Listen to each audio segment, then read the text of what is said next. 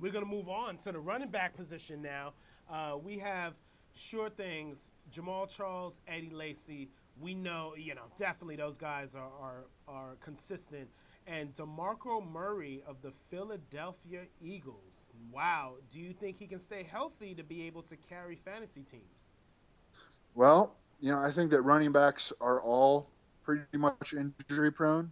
I think that some of them have better luck than others. And the first few years of DeMarco Murray's career, he had bad luck, and then last year he had good luck. Mm-hmm. And that's kind of the way that I look at it. I don't think that he's like at any more of a risk of getting injured than Jamal Charles, who, by the way, has been banged up and missed a Yeah. year with a torn ACL, or Eddie Lacy, who came out of college. The reason he didn't go in the first round because of injury concerns. Mm-hmm. So all these guys have injury concerns, and that's the case with DeMarco Murray. I mean, I think that in Philadelphia, LaShawn McCoy, in the same kind of role that DeMarco Murray will fill, last year led the NFL in red zone carries.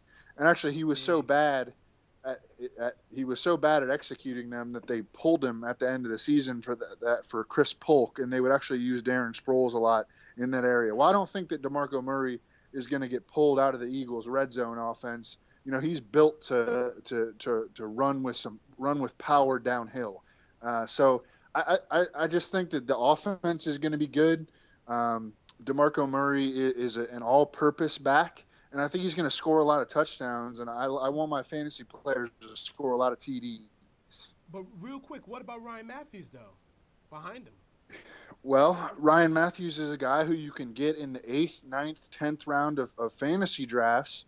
And, I think that they will definitely use him, and he can be, useful for you on during the bye week crunches when you need a guy to plug in.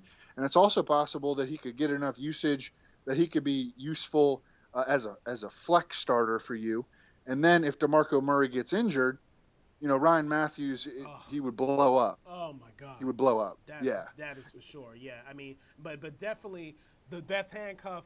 You and I would agree is now Davis with the Kansas City Chiefs behind Jamal Charles. Yes, I do agree with that. But I view Ryan Matthews as more than a handcuff because he can be useful, even when DeMarco is healthy, I think. Okay, Hmm. absolutely. And wow, now the breakouts. We have C.J. Spiller with the New Orleans Saints. We have Jonathan Stewart with the Carolina Panthers. I see Stewart could possibly be a top 10 running back by the end of the season.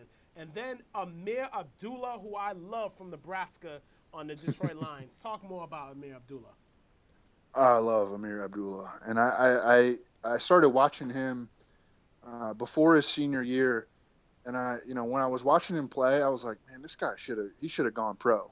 But he stayed Mm-hmm. for his senior year at Nebraska. I mean, he is dirty, man. He is Yeah. laterally explosive, will make guys miss. He can run between the tackles.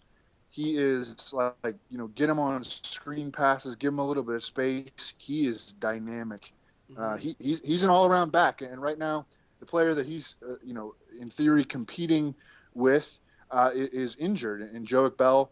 Joic Bell is 29 years old. He had Achilles and knee surgeries during the offseason. The previous offseason, he had a knee surgery, Yeah. wasn't ready for camp. Over the last 2 years, has averaged only 3.88 Right. yards per carry. Right. Doesn't have Uh, much burst.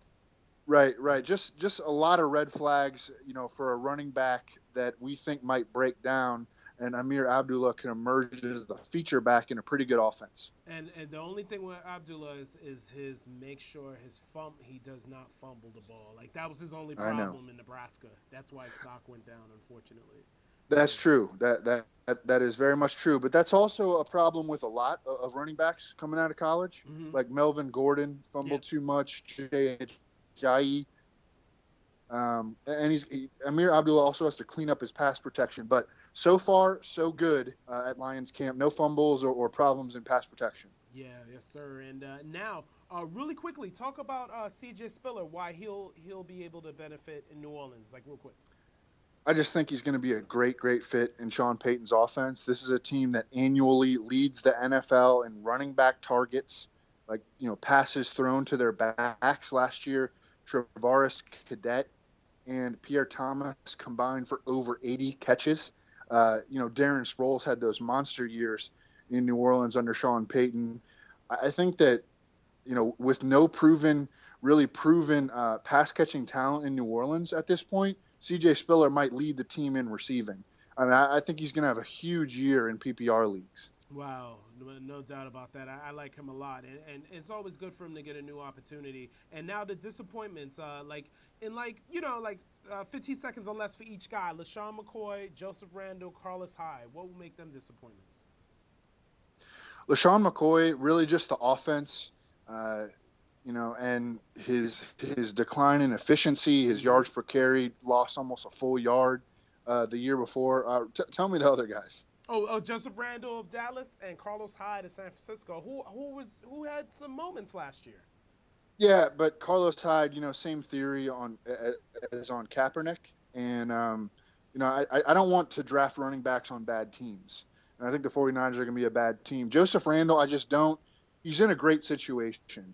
They've got a good offense, they've got a great offensive line. Mm-hmm.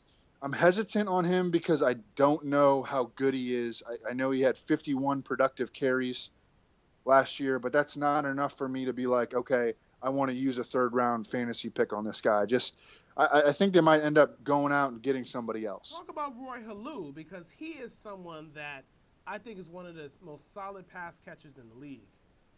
Yeah, he absolutely is, and he's in a situation where if the Raiders are bad, and the Raiders are always bad, and if you look at the Vegas win totals on teams this year, I know that there has been some optimism on Oakland, but they have the lowest Vegas win total in the NFL. Mm-hmm.